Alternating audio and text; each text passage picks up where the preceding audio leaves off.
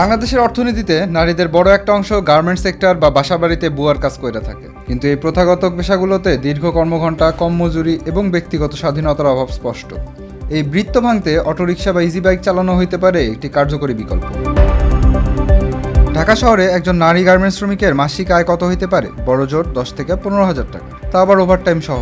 অন্যদিকে ঢাকা শহরে একজন অটোরিকশা চালক কত আয় করে জানেন? প্রতিদিন গড়ে 800 থেকে 1200 টাকা নিট আয়, অর্থাৎ সব খরচ বাদ দিয়েও মাসে 25 থেকে 30,000 টাকা আয় করা সম্ভব, যেটা গার্মেন্টস বা বাসাবাড়িতে কাজের তুলনায় দ্বিগুণেরও বেশি।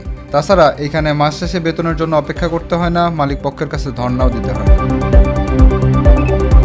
এ তো গেল আয়ের হিসাব। এবার আসেন শ্রমের হিসাব করি।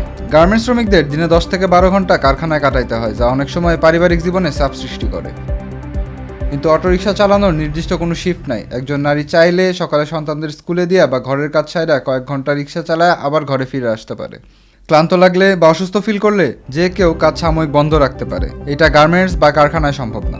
ওইখানে রেস্ট নিতে চাওয়া বা ছুটি চাওয়াটা অনেকটা অপরাধের মতো। বর্তমানে বাংলাদেশে গার্মেন্টস সেক্টরের শ্রমিকদের নির্দিষ্ট বিকল্প নাই বইলে শ্রমিকরা অনেক সময় নামমাত্র মজুরি বা বেতনে কাজ করতে বাধ্য হয়।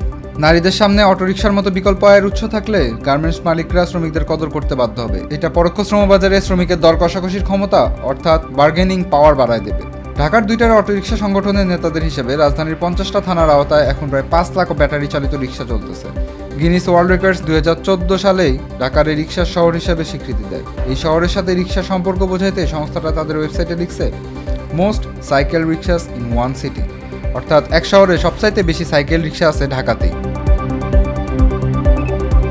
সিকিউরিটি গার্ড ছিলেন ইদ্রিস নামের এমন একজনের সাথে কথা বলে দিন দুনিয়া। জানা যায় আগে সে মাসে আয় করত মাত্র 12,000 টাকা। 5 আগস্ট পলিটিক্যাল চেঞ্জের পরে ব্যাটারি চালিত রিক্সা চালানো শুরু করে সে। এখন তার ডেইলি ইনকাম 1000 থেকে 1200 টাকা। সে এখন ইচ্ছামতো বিশ্রাম নিতে পারতেছে, 12 থেকে 13 ঘন্টা রিক্সা চালায়ও ক্লান্ত হইতেছে না।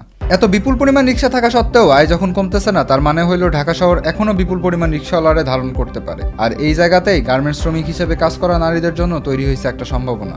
সারা দেশে প্রায় 40 লাখ শ্রমিক পোশাক খাতে নিয়োজিত আছে, যার 60% নারী।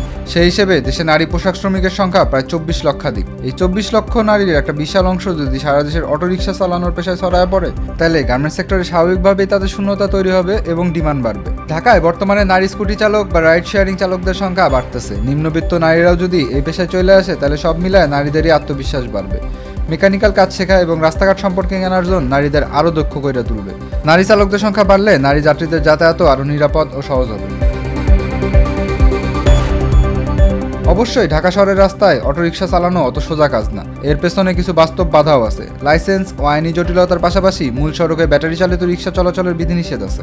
সমাজের রক্ষণশীল মানসিকতা ও রাস্তায় পুরুষ চালকদের অসহযোগিতার মতো বিষয়ও আছে। কিন্তু সরকারি বা বেসরকারি উদ্যোগে নারীদের জন্য স্বল্প সুদে কিস্তিতে অটোরিকশা কেনার সুযোগ দিলে এবং ড্রাইভিং সহ দরকারি ট্রেনিং দিয়ে তাদের নির্দিষ্ট কিছু এলাকায় অগ্রাধিকার দিলে এটা একটা অভাবনীয় সাফল্য হইতে পারে। শ্রমিক হিসেবে শোষিত হওয়ার চাইতে উদ্যোক্তা হিসেবে নিজের জীবনের স্টিয়ারিং নিজের হাতে ধরা অনেক বেশি সম্মান ও মুক্তির।